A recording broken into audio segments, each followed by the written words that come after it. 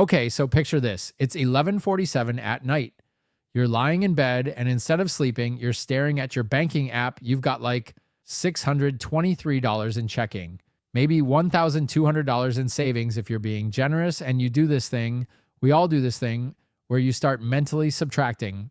Rent's due in 4 days, that's $1,350. Car insurance auto drafts on the 15th.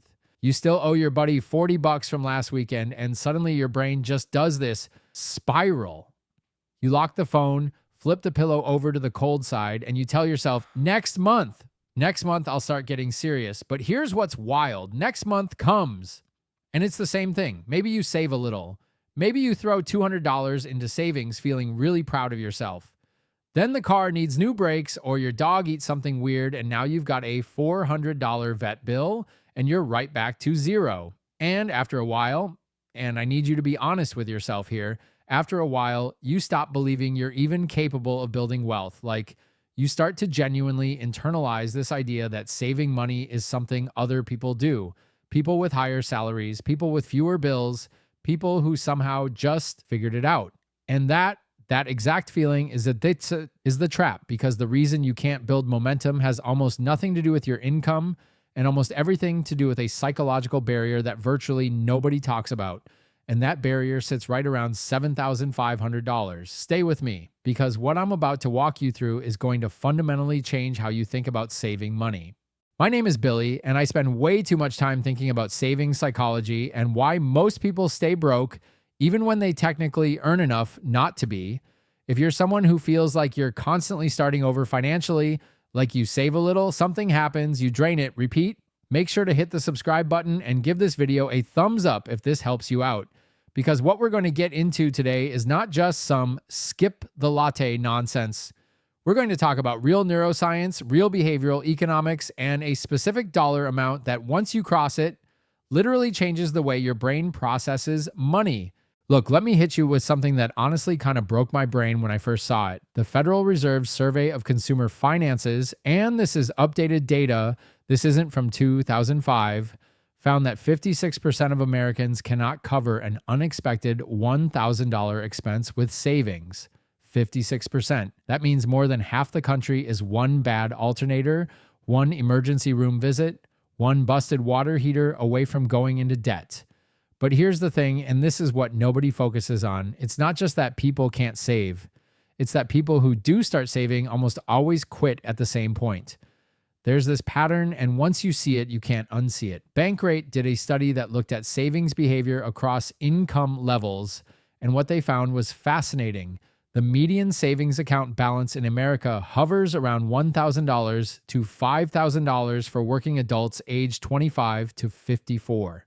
Not the average, the median. And what researchers kept noticing was this cluster, this gravitational pull, where people would build savings up to a few $1,000s, hit some expense, drain it, rebuild, drain it, rebuild, drain it, over and over, like a hamster wheel, but for your bank account. And most people never escape that cycle. They spend years, sometimes decades, bouncing between $800 and $4,000 in savings, never breaking through, and they assume the problem is income. If I just made more money, I'd save more money. No, that's actually not what the data shows at all. Now you might be thinking, Billy, come on. Obviously, if I made $150,000 a year, I'd have more saved than someone making $45,000. And on the surface, yeah, that seems logical, but here's what most people don't realize. The Bureau of Labor Statistics Consumer Expenditure Survey consistently shows that as income rises, spending rises almost identically. This is called lifestyle inflation, and it is absolutely brutal. A household earning $50,000 a year spends on average about $48,000. A household earning $100,000, they spend roughly $94,000.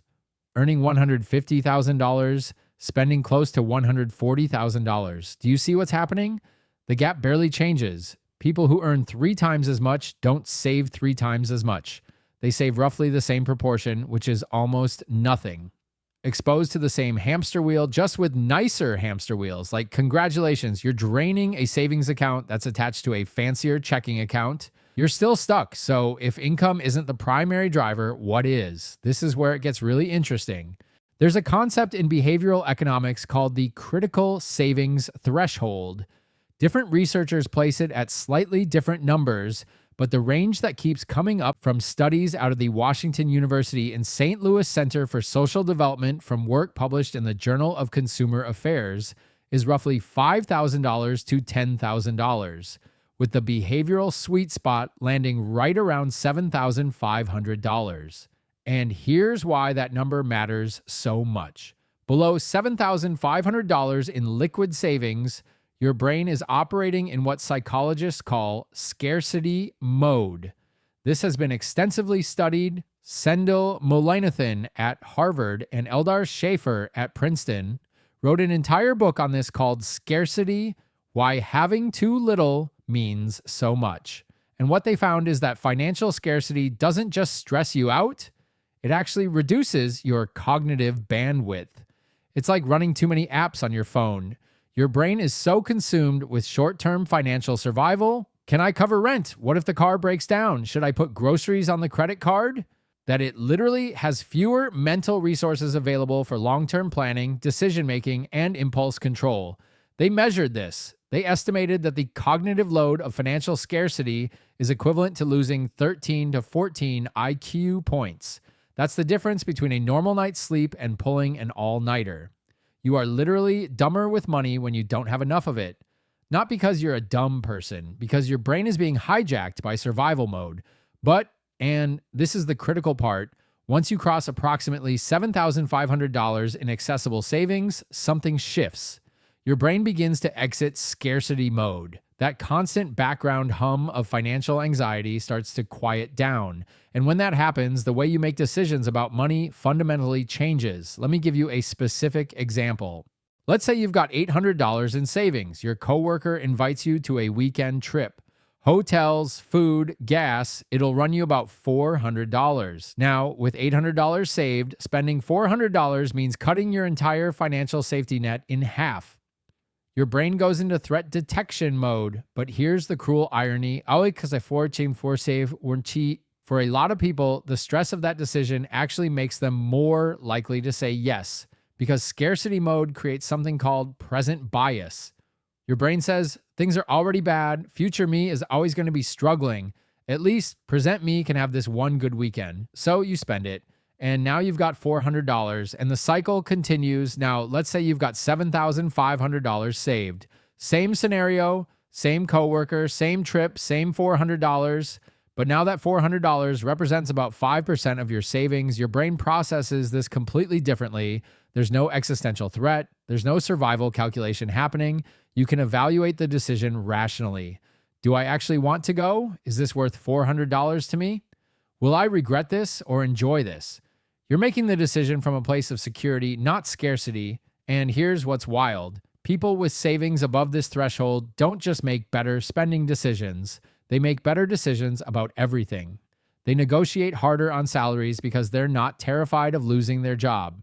They invest more consistently because they're not constantly pulling money out to cover emergencies. They avoid high-interest debt because they actually have a buffer. The $7,500 isn't magic. It's the point where your brain stops treating every financial decision like a life or death situation. Okay, so here's where this goes from interesting to genuinely life-changing. There's a psychological concept called identity-based behavior change. James Clear talks about this in Atomic Habits, and it applies perfectly here. The idea is simple. The most powerful driver of long-term behavior isn't goals or motivation. It's identity. You don't stick with going to the gym because you have a goal to lose 20 pounds. You stick with it because you start to see yourself as a person who works out. The identity drives the behavior automatically. The same thing happens with money, and the $7,500 threshold is where the identity shift typically occurs. Below $7,500, most people, and even if they won't say it out loud, identify as someone who's bad with money, someone who can't save, someone who's not a money person. And that identity is self-reinforcing. If you believe you're bad with money, you don't bother reading about investing. You don't negotiate your salary. You don't automate savings. Why would you? That's not who you are. But once you cross $7,500, something subtle but powerful happens. You look at that number in your account, and for maybe the first time in your life, you think, I actually did that. I actually have money saved. And it doesn't sound like much, but that thought is a crack in the old identity. You start to see yourself as someone who can save, someone who is building something, and that new identity starts driving new behaviors automatically. You start actually reading about index funds instead of scrolling past those posts. You open a Roth IRA because now it feels like something someone like you would do. You start noticing your spending patterns not out of anxiety, but out of strategy. The money didn't just change your bank account, it changed your self-concept. And a changed self-concept changes everything. All right, so now the obvious question. Okay, Billy, $7,500. I get it, but I've got $900 in savings and I'm living paycheck to paycheck. How do I actually get there?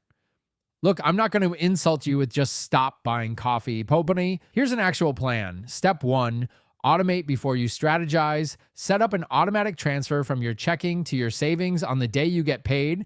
Not the day after, not when I remember, the day your paycheck hits. Start with whatever you can, $25, $50, $100. The amount almost doesn't matter at the beginning. What matters is that you remove the decision from the equation. Because remember, your brain is in scarcity mode. You cannot trust your scarcity mode brain to make voluntary savings decisions. Automate it and take the decision away. Step 2, create a don't touch it account at a separate bank. This is huge, and here's why. If your savings is sitting right next to your checking at the same bank, it's one tap to transfer. One tap, and in a weak moment, a stressful week, an impulse purchase, a I'll pay it back next month moment, you will tap it. Move your savings to an entirely different bank. A high-yield savings account at an online bank like Marcus, Ally, or SoFi. Make it slightly inconvenient to access. That friction is your friend. Studies from the National Bureau of Economic Research show that even small friction points, like a 1 to 2 day transfer delay, reduce impulsive withdrawals by up to 40%. Step 3, use the half windfall rule. Every time unexpected money comes in, tax refund, birthday cash, a bonus at work, selling something on Facebook Marketplace, take half and immediately put it in the savings account. Half. Not all of it, because if you try to save all of it, you'll feel deprived and you'll eventually stop. Half lets you enjoy some of the windfall while making real progress. Let's do the math. Say you get a $3,000 tax refund, half goes to savings, $1,500. You sell a couch and some old electronics, $300, half $150, work bonus, $1,000, half $500. That's $2,150 right there from money you weren't even counting on. Combine that with, say, $200 a month in automated savings, and in 1 year, you've got $2,400 from automation plus $2,150 from windfalls. That's $4,550. You are over halfway to $7,500 in 12 months, and you didn't eat ramen for a single dinner. Step 4, conduct a subscription audit once and redirect the savings. Pull up your bank statement right now. Look at every recurring charge, gym membership you haven't used since February, that second streaming service, the app you forgot charges you $9.99 a month. The average American spends $219 per month on subscriptions, according to a 2023 C+R research study, and most people estimate they spend about $86. That's $133 a month in subscriptions people don't even realize they're paying for. Cancel the dead weight and redirect that money to the automated transfer. If you free up even $75 a month and add it to the $200 you're already automating, you're now saving $275 a month.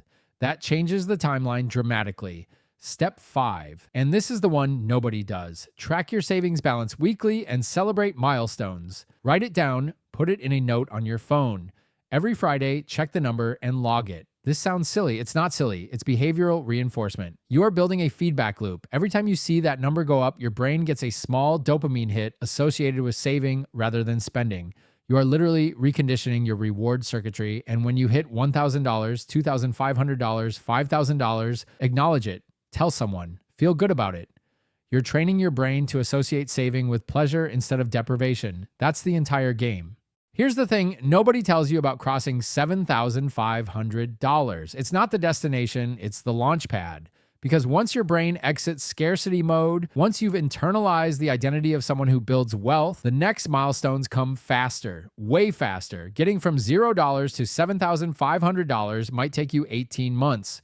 Getting from $7,500 to $15,000 often takes less than 12. Not because the math changes, because you change. You start investing. Even $100 a month into an S&P 500 index fund, averaging roughly 10% annual returns historically.